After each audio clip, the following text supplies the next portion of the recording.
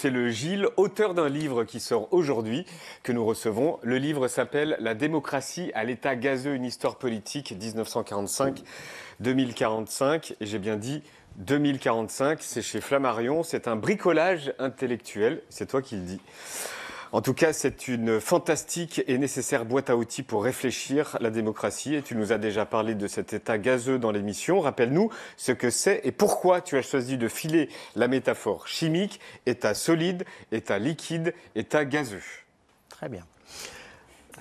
En fait, je me suis posé une question que je pense vous posez et que tous les téléspectateurs se posent, qui est de savoir ce que nous vivons et où nous allons. Avec le sentiment qu'on ne comprend plus très bien.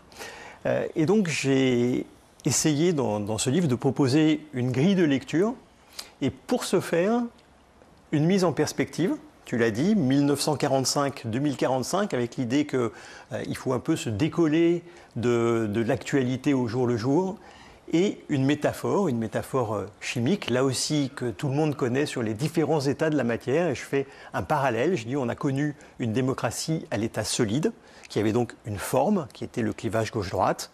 On a connu ensuite... Ça c'est solide. Solide, une démocratie liquide. À l'état liquide, qui était plus ambivalente, plus mouvante, qui gardait des traces de la période précédente, du clivage gauche-droite, mais qui n'était plus seulement ça, et que nous sommes maintenant, depuis 2017, dans la démocratie à l'état gazeux, qui a 3 propriétés.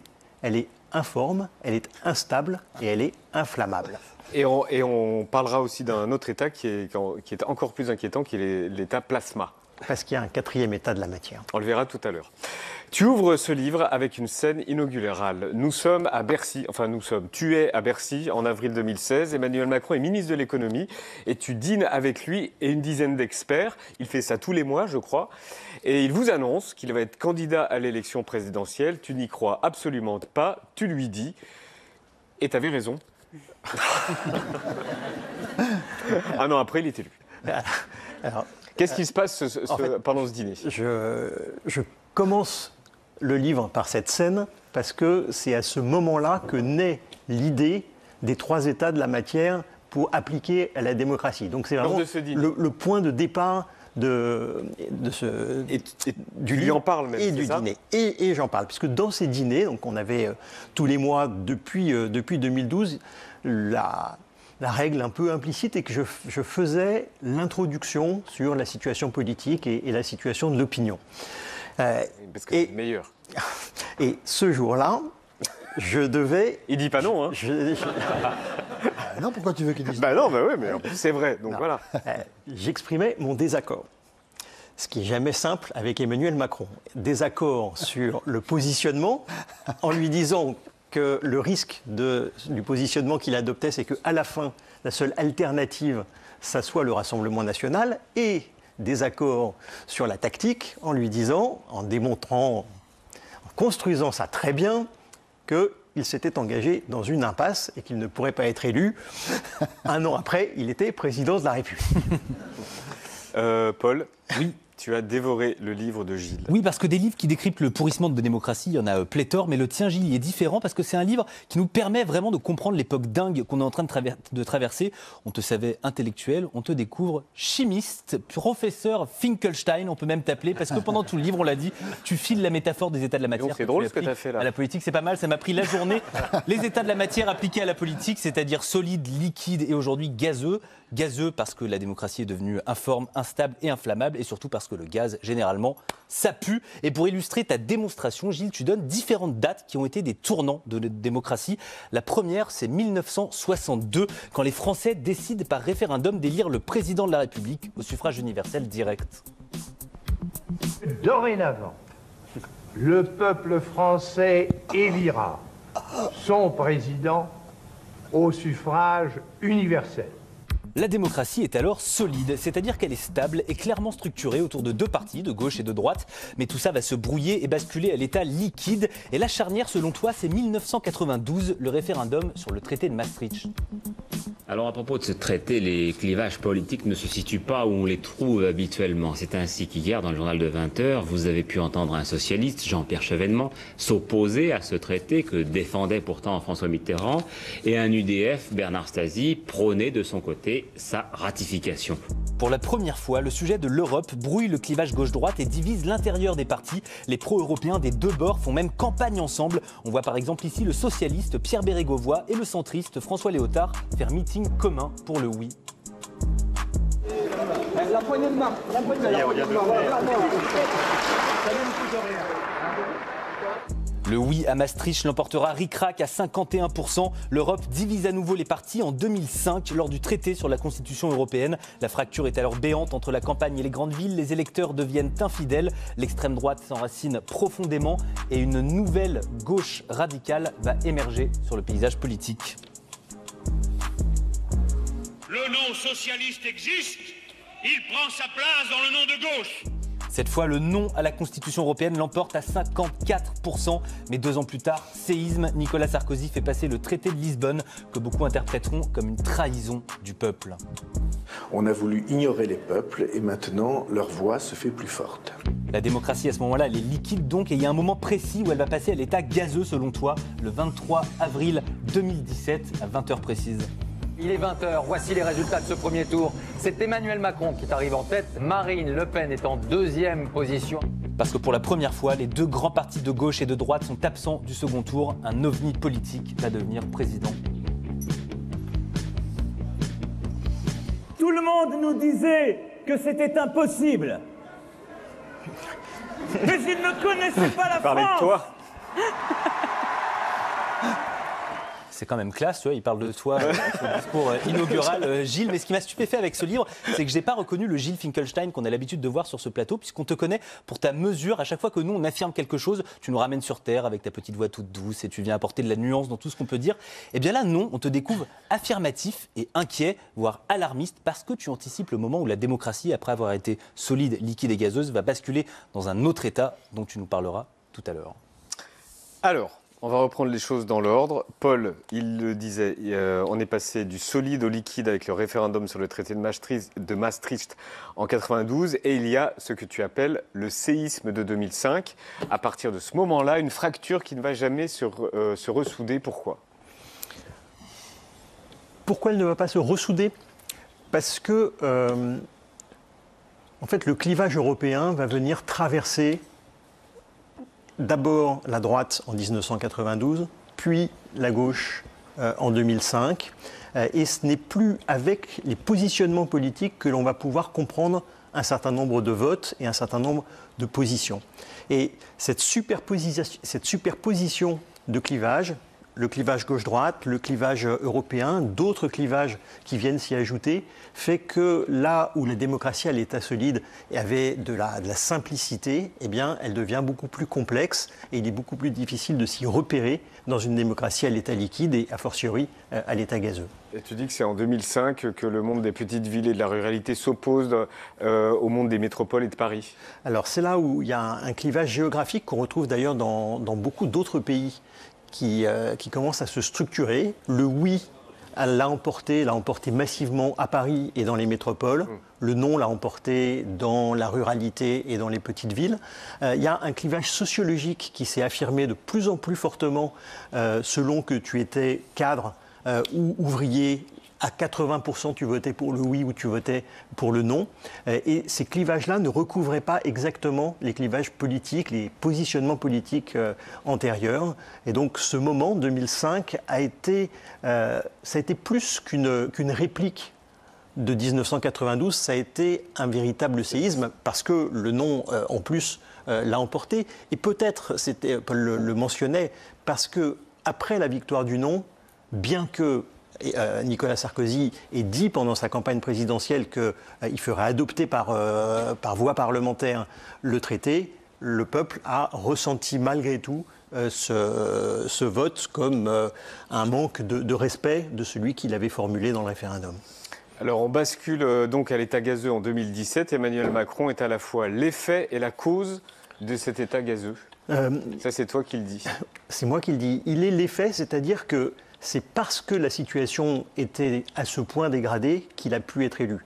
C'est parce qu'il y avait déjà une défiance politique qui était très forte, parce qu'il a eu aussi, je n'ai pas dit que des bêtises quand je lui disais que son élection était improbable, il y a eu une succession d'événements inattendus qui ont permis son élection, l'effacement et l'affaissement socialiste, l'explosion de la droite autour de François Fillon, mais il y a aussi contribué, c'est pour ça qu'il est aussi la cause de cet état gazeux, parce que par le positionnement qu'il a adopté, le ni gauche ni droite, en brandissant l'étendard européen comme un élément identitaire et qui permettait de rassembler des électorats qui étaient des électorats qui venaient de la gauche, de la droite ou de nulle part, qu'il a aussi contribué à faire basculer dans cet état gazeux.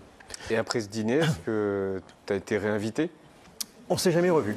Ah, c'était la dernière fois. C'était la dernière fois, c'était le dernier dîner. Tu lui as dit, tu ne seras pas élu, et puis c'était la dernière fois que ça a été un dîner de rupture.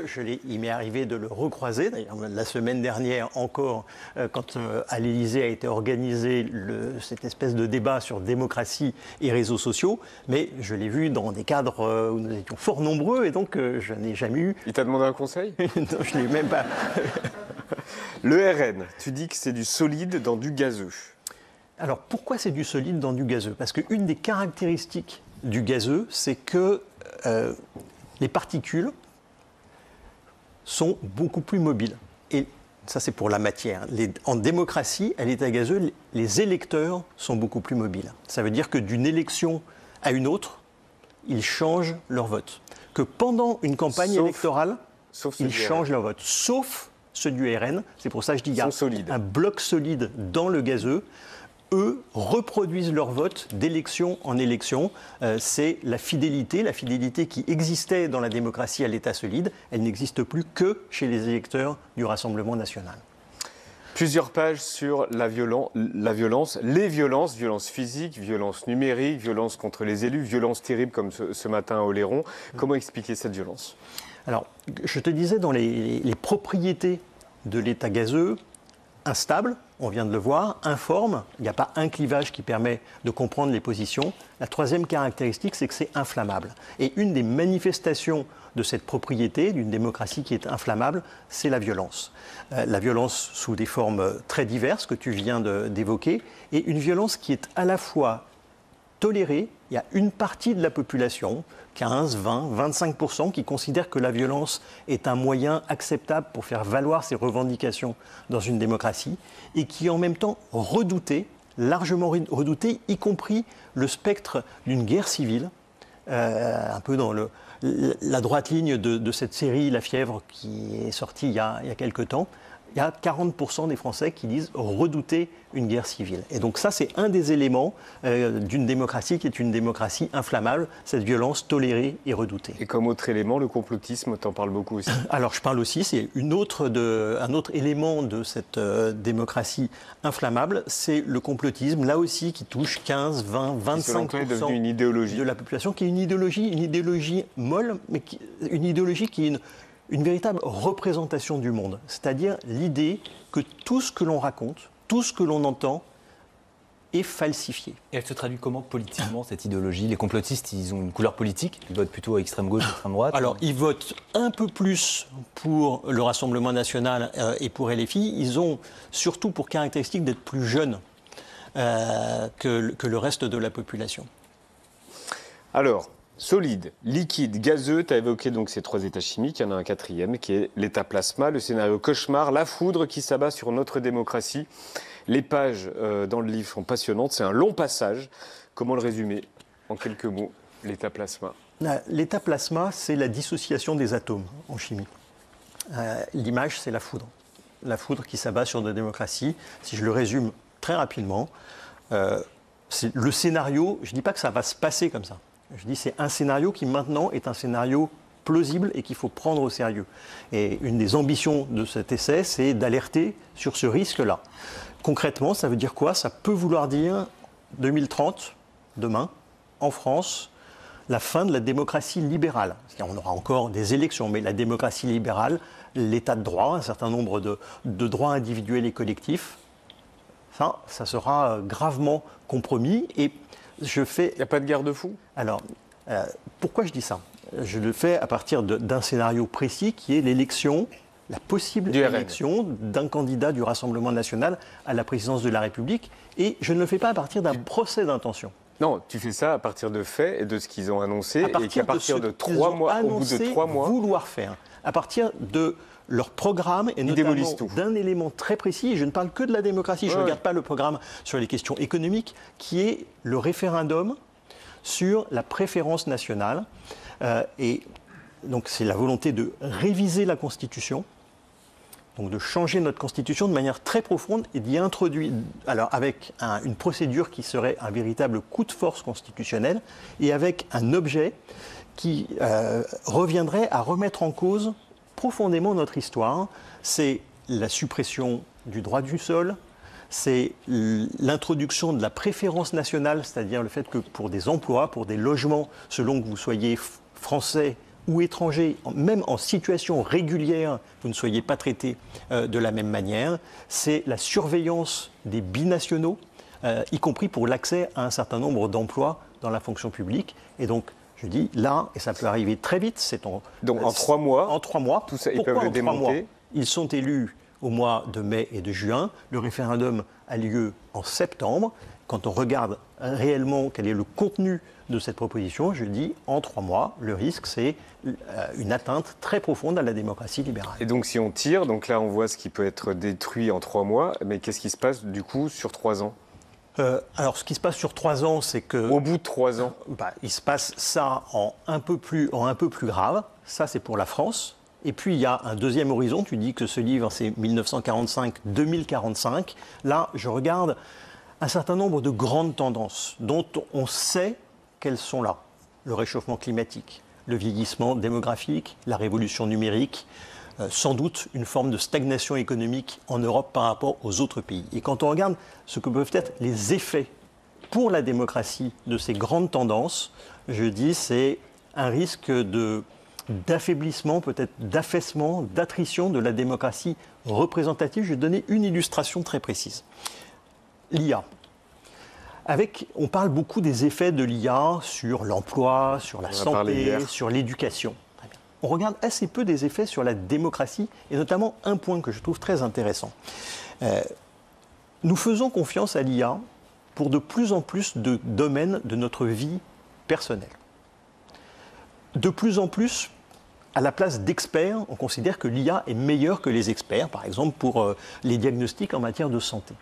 Pour quelles raisons, avec les progrès que l'IA va accomplir, dans 10 ans ou dans 20 ans, on ne considérerait pas que l'IA est mieux à même que des responsables politiques en qui nous n'avons pas confiance pour définir mieux qu'eux une politique publique pour le logement ou pour autre chose. Et donc, c'est ce risque-là aussi, 2045, la fin de la démocratie représentative, ou en tout cas des élections qui ont de moins en moins d'enjeux.